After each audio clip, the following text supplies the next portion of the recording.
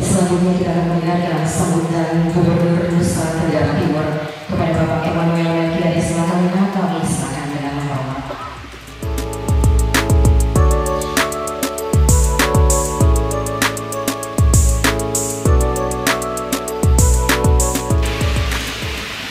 Yang mulia para uskup seregio Gereja Nusa Tenggara, yang mulia Uskup Agung Ende, Monsignor Paulus Gereja Nusa, yang mulia Uskup Agung Kupang, Monsignor Herodes Ekonomi, yang mulia Uskup Garabuka, Monsignor Yesus Papangku, yang mulia Uskup Mangere, Monsignor Kawalis Martinus Sudi, yang mulia Uskup Ruten, Monsignor Sikondo Sama, yang mulia Uskup Labuan Bajo, Monsignor Martinus Sudi, yang mulia Uskup Denpasar, Monsignor Sultan, yang mulia Uskup Atambua, Monsignor Dominus Saku, yang mulia Uskup Kabula, Monsignor Moda SSR, yang mulia Bupati Sulawesi Timur dan Bupati Manado Manado. Ini beliau-beliau. Yang mulia yang terhormat Ketua DPRD Kabupaten hadir, Forkopimda Kabupaten Sulawesi Timur hadir, putusan dari Majelis Peruskupan hadir pada hari ini, tokoh masyarakat, tokoh agama, pemuda perempuan, para jalan melewati singkat hari ini berbahagia. Sampai Shalom.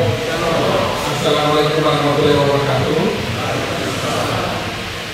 Om Swastiastu, Namo Buddhaya, salam sehat, salam kebajikan, salam bahagia bagi kita semua.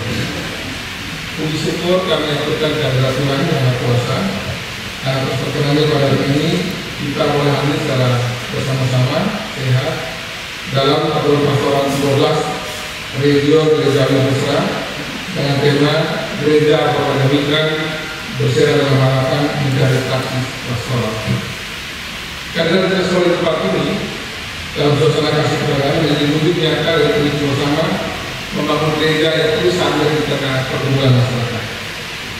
Pertumbuhan pastoral ini tidak penting bagi pemerintah pastoral kita dari gereja Nusa, tapi juga menjadi hal strategis untuk merumuskan berbagai kebijakan yang juga usul saran dan program strategis yang berpihak pada martabat manusia, khususnya umat Katolik atau juga umat non-Katolik yang ada di wilayah Nusa ini, yang tidak terpisahkan dari realitas sosial gereja di Nusa Tenggara Timur. Yang mulia para uskup dan hadirin yang saya hormati, tema pastoral ini mencerminkan komitmen gereja Nusa untuk semua hadir dalam persoalan nyata yang dihadapi oleh umat Katolik khususnya yang ada di wilayah Nusa Tenggara Timur. Kita menerima bahwa arus peralihan sosial yang begitu cepat dalam mempengaruhi hampir semua aspek kehidupan manusia dalam aspek sosial, religius, ekonomi, budaya, dan politik terjadi dari wilayah perkotaan dan pedesaan di semua tempat di Nusa Tenggara Timur. Dalam konteks demikian, gereja Katolik dipanggil untuk terus-menerus merumuskan ulang strategi dan kebijakan pastoralnya agar tetap relevan dan menjawab tantangan zaman. Yang tadi orang kita bilang, dunia tua yang selalu kelihatan muda. Itu lepas tentang semua tanpa meninggalkan fondasi utamanya yaitu ajaran dari Sang Guru Agung Yesus Kristus. Gereja Katolik di wilayah Indonesia dalam semakin terlibat aktif dalam menjadi umat, menjadi sahabat dalam penggunaan masyarakat, dan menjadi suara profetik yang memberi harapan di tengah arus perubahan dunia. Provinsi Nusa Tenggara Timur merupakan salah satu daerah pemimpin pekerjaan Indonesia terbesar di tanah air. Sejak lama minat masyarakat itu bergerak lebih di luar NTT juga sangat tinggi. Di Flores Timur ini bahkan sebelum Indonesia merdeka orang sudah sering keluar negeri di Flores Timur ini, bahkan sebelum Indonesia merdeka. Tidak untuk bermigrasi adalah hak setiap warga negara. Pendidikan ini ditempuh untuk memperbaiki cara hidup dan kesehatan keluarga.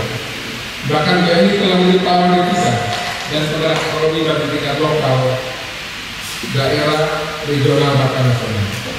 Namun di balik potensi itu terdapat masalah yang mendalam, yaitu maraknya migrasi non-prosedural. Banyak saudara-saudara dari NTT di seluruh daerah yang dikirim tanpa mekanisme hukum dan juga persiapan yang benar. Mereka berangkat tanpa perlindungan, tanpa pelatihan nilai, dan tanpa jaminan keselamatan. Akibatnya mereka sangat rentan terhadap eksploitasi, kekerasan, bahkan kematian. Ini bukan angka laporan statistik semata, tapi juga dengan ibu yang tak pernah membangun, anak-anak yang tumbuh tanpa kabar orang tuanya, dan keluarga yang dengan harapan di tengah begitu banyak migrasi yang terus terjadi, baik dari lulus maupun sampai saat ini.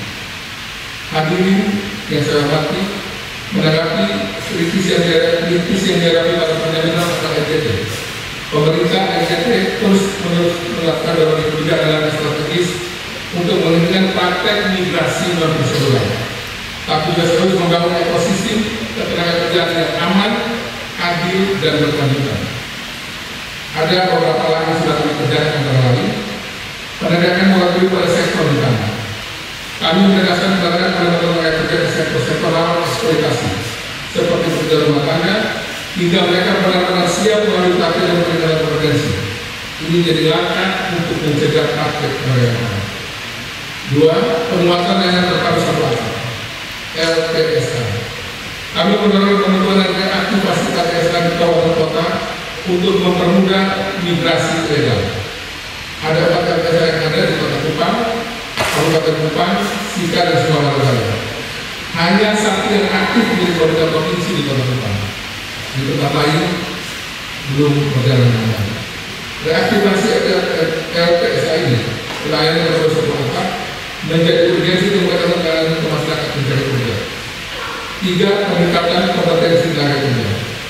Bersama dengan Kementerian Tenaga Kerja dan juga pelatihan lainnya, kami membangun dan menawarkan pelatihan melalui DLK, BLKK, LPK swasta, hingga terima pelatihan dengan DLK luar negeri.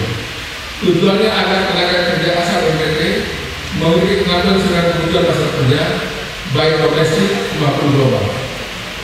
4. Pembentukan gugus tugas TPPO di desa. Kami membentuk gugus tugas pencegahan dan penanganan TPPO di desa pada kantor-kantor PMI yang melibatkan tokoh masyarakat, tokoh adat, aparat desa, tokoh agama, dan tokoh perempuan untuk memperkuat lingkungan dari tingkat paling bawah. Yang kelima, sistem informasi layanan pengaduan (SISAGA). Kami membentukkan sistem saling jaga atau SISAGA sebagai platform pelaporan dan pengawasan berbasis masyarakat.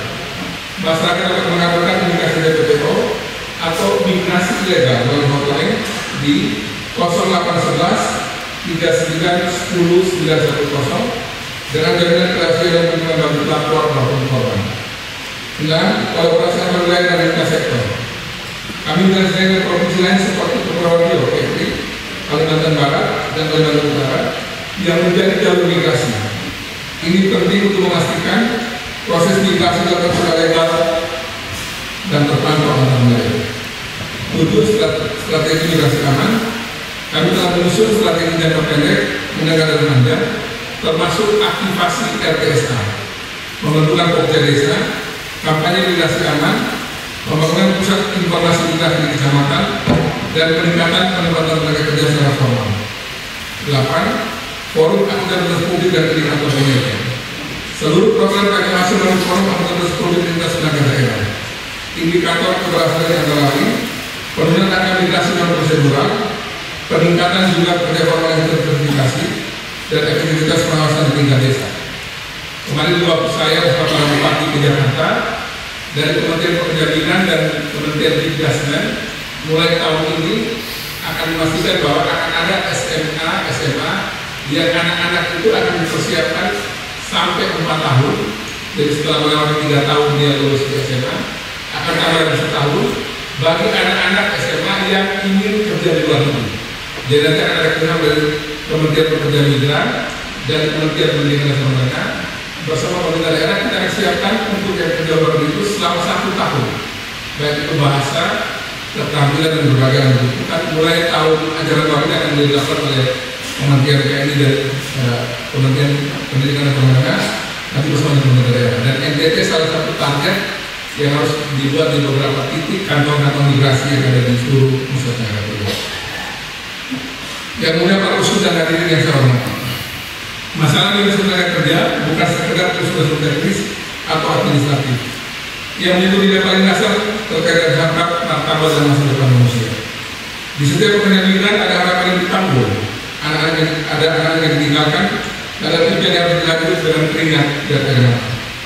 Karena itu kita semua tanpa kecuali memikul tanggung jawab moral dan konstitusional untuk memastikan bahwa semua langkah migrasi dilakukan dengan relasi kepastian hukum, perlindungan sosial dan masa aman. Migrasi sulit dicegah, tapi bisa diarahkan. Kita tidak bisa melarang siapapun untuk mencari kehidupan yang lebih baik, tapi kita berkewajiban memastikan bahwa setiap keberangkatan sejak dan awal dari tingkat desa terjadi dengan dokumen yang sah, keterampilan yang cukup, dan perlindungan yang utuh sesuai dengan undang-undang perlindungan pekerja migran Indonesia. Untuk itu, saya mengajak seluruh pemangku kepentingan, para uskup yang hadir di sini dari semua utusan dan semua keuskupan, pemerintah kabupaten kota, DPRD, tokoh agama, tokoh akademisi, media, dunia usaha, semua pihak bersatu dalam gerakan besar membangun sistem migrasi yang aman, legal dan bermartabat. Kepada para camat, kepala desa RT RW, jangan tutup mata, waspadai praktek cara dan perbuatan ilegal yang merampas masa depan warga kita. Kita semua diajak menjadi garda terdepan dalam pemiluan dan perlindungan. Kepada seluruh masyarakat, jangan pernah tergoda pada janji manis yang tidak pasti. Carilah saluran informasi yang resmi, ikuti pelatihan, siapkan diri yang benar. Di balik pesan tertib ada keselamatan masa depan yang dilakukan. Beberapa waktu lalu masih di DPR RI, saya pernah ke Filipina. Saya melihat yang dibuat di Filipina itu dengan bekerja sama dengan gereja Katolik sampai level ke bawah. Sangat membantu juga pekerja migran untuk mendapatkan informasi yang benar. Kepada generasi muda, bangun kompetensi, tingkatkan kapasitas diri, karena dunia kerja membutuhkan keterampilan bukan sekedar keinginan. Tempuhlah jalur resmi, dan dengan begitu Anda semua anak-anak muda ini bekerja dengan menjaga martabat diri dan juga daerah kita masing-masing. Yang mulia Pak Usul dan hadirin yang saya hormati, saat ini pemerintah provinsi NTT melalui semangat Ayo Bangun NTT terus mewujudkan visi NTT maju, sehat, cerdas, sejahtera dan berkelanjutan yang dijabarkan melalui 5 misi, 7 pilar dan dasar kita. Kami terus mendorong potensi daerah di berbagai sektor, pertanian, peternakan, perikanan dan kelautan, energi baru dan terbarukan, serta pariwisata dan peningkatan berbasis one village, one product. Dalam semangat ini, kami sangat mengharapkan dukungan dari gereja Katolik di wilayah Nusra, juga Museum Sanggar Bali, untuk itu memfasilitasi pengembangan produk unggulan lokal di setiap paroki, di setiap stasi, bahkan di setiap lingkungan, di setiap KUB, untuk dengan gereja Katolik sebagai rumah pemberdayaan ekonomi lingkungan dan motor penggerak keadilan sosial. Defisit perdagangan NTT kita miliki itu hampir kurang lebih 21 triliun. Kita kirim barang keluar NTT itu kira-kira 7 triliun. Barang yang kita beli masuk ke sini itu ada 59 triliun. Data Bank Indonesia. Defisit kita dengan pihak di luar NTT itu ada 51 triliun. 51 triliun itu kira-kira ya 3 miliar dolar. Angka besar sekali. Dan itu banyak produk yang bisa kita produksi sendiri, kita hasilkan sendiri, kita buat dalam sebuah mekanisme yang kita bentuk sendiri, sehingga nanti uang yang nanti itu bisa kita tekan agar kepada 20 tahun sampai nanti. Beberapa hari lalu saya berkesempatan meresmikan GGMA, toko pangan milik gereja Masih Iklim Timur, yang juga saya dengar sudah mau bekerjasama dengan Usman ND. Saya dengar ada rencana mau ada beberapa program antara Gemit di provinsi dengan Usman ND dan Sumatera dan BKS. Diskusi-diskusi kami justru malah mereka lebih duluan dibanding pemerintah. Kami pemerintah mau membuat NTT Mart, semacam Alfamart itu yang khusus menjual produk NTT. Sejauh dia lolos Badan POM atau Dinkes itu masuk ke situ. Jadi kalau orang datang ke NTT ini pulang itu dia bawa produk NTT bisa dibeli di mana. Nah kami dari provinsi membuat namanya NTT Mart itu agar seluruh produk-produk unggulan yang ada dari tingkat KUB tadi atau dari lingkungan stasiun ataupun korupsi itu bisa kita taruh di situ. Jika ada hilirisasi, ada proses penilaian tampilnya kita bisa masuk untuk kita punya umat, kita punya rakyat, dan kita punya gereja sendiri. Jadi NTT Mart belum terjadi, kemudian teman-teman ini sudah boleh membuat namanya GG Mart, gerakan Gemit Mart. Saya itu juga kesempatan juga saya ikuti teman-teman muslim punya acara dan cara komisarisnya. Mereka juga membuat yang sama. Untuk juga mulai menghasilkan produk dari komunitas di teman-teman muslim. Dan saya pikir kalau gereja Katolik, teman-teman Protestan dan juga muslim membuat yang sama, kita punya bahan yang bisa kita taruh di NTT Mart itu. Dia mensubstitusi banyak sekali produk dari luar. Pinang saja saya baru tahu, pinang saja itu kita beli dari luar NTT itu 1 triliun setahun. Pinang. Jadi pinang yang kita makan hari-hari dengan orang makan itu 1 triliun dibeli dari luar NTT. 1 triliun bukan kecil. Itu dibeli dari terutama dari Jambi. 1 triliun setahun. Belum lagi nanti kita bicara tentang air mineral. Air mineral itu mungkin kita cuma produksi maksimal 200 miliar. Hampir 4 triliun lebih itu ambil dari luar NTT. Jadi saya ingin mengusahakan ada sudah produksi mereka yang kita bikin perahu, kita bilang kita proteksi. Terima kasih buat di Manggarai Barat, saya tahu pernah kata uskup apa uskup dan uskup nasi. Di hotel air yang bagus itu justru dia pakai air mineral yang rendah. Nah itu saya kira bagus, jadi produksi lokalnya yang dikasih tempat di tempat-tempat bagus di hotel air. Untuk itu tentu dengan dukungan dari uskupan, dari para uskup dan untuk kehidupan di sini, mudah-mudahan pemerintah bisa kita dorong dengan kuat agar produksi dari umat kita di masing-masing paroki atau stasi ataupun di lingkungan basis di KUB bisa menjadi salah satu cara kita untuk memberikan nilai tambah bagi ataupun keuntungan yang maksimal bagi masyarakat kita di level bawah. Kami terus menggerakkan agar pertumbuhan ekonomi, produksi-produksi di sektor produktif di NTT seperti pertanian, peternakan, kelautan perikanan, perkebunan dan sebagainya terus kita dorong, juga pariwisata agar nantinya bisa menjadi flyover ataupun pendorong ekonomi di NTT. Bagian terakhir, saat ini juga beberapa investasi dari pusat juga masih di NTT cukup baik dari pemerintah maupun dari swasta.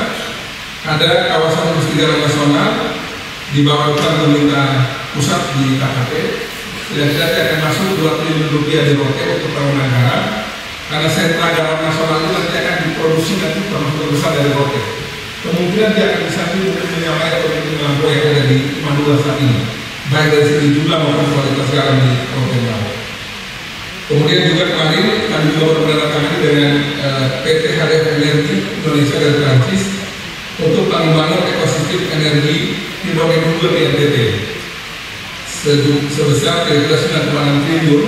Ada 8 daerah yang akan dibangun PLTS yang nanti akan menjadi sumber energi di NTT, mulai dari Sumba Timur, Sumba Barat Daya, di timur ada 3 titik, di Flores kita kemudian di satu di Alor.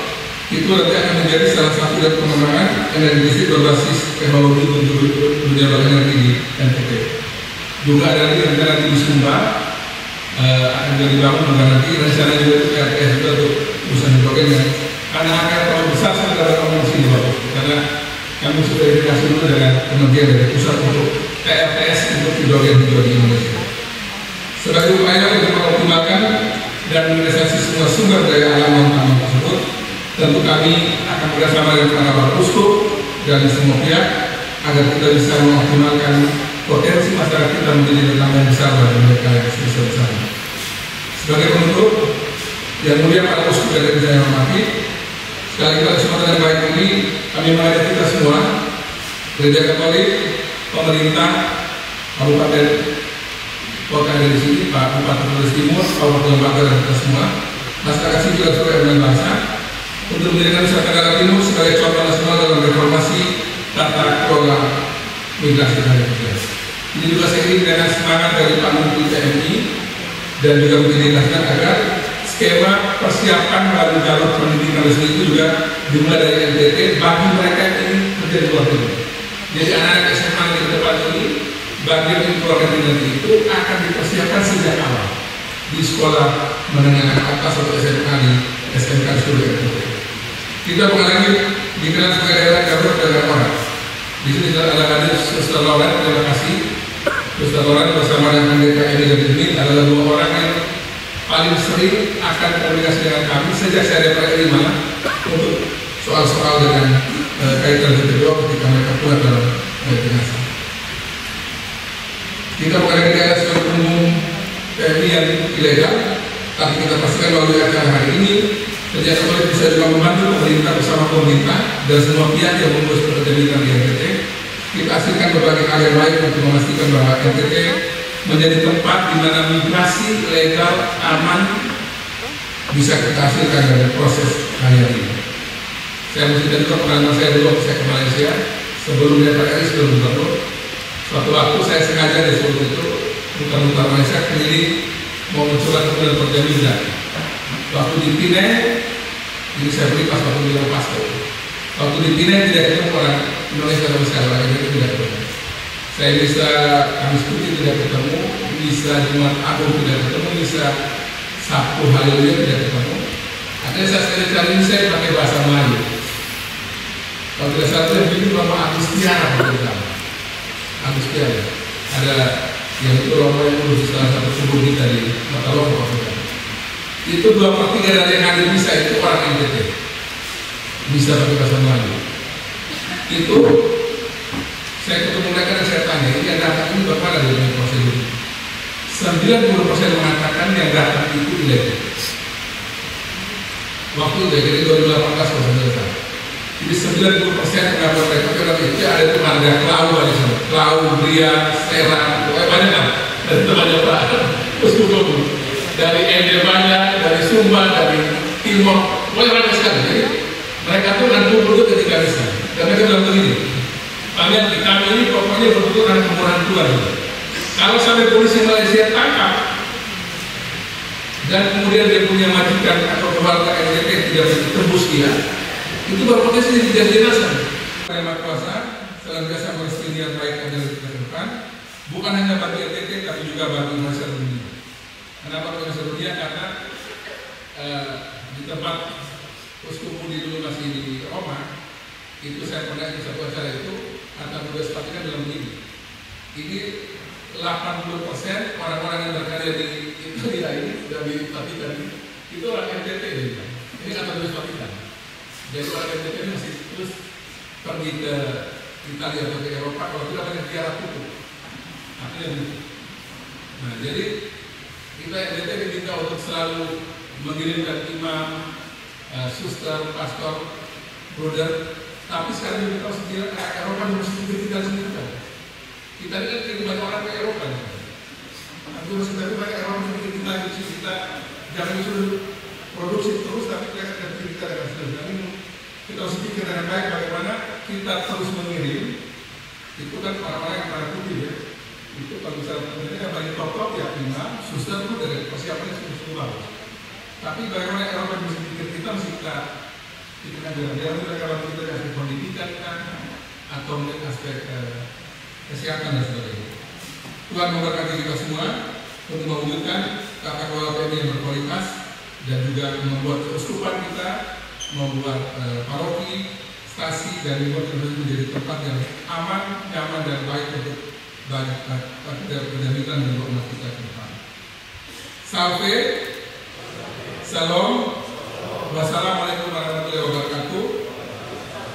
Om Santi Santi Santi Om. Namo Buddhaya. Salam sejahtera kita semua dan selamat pagi.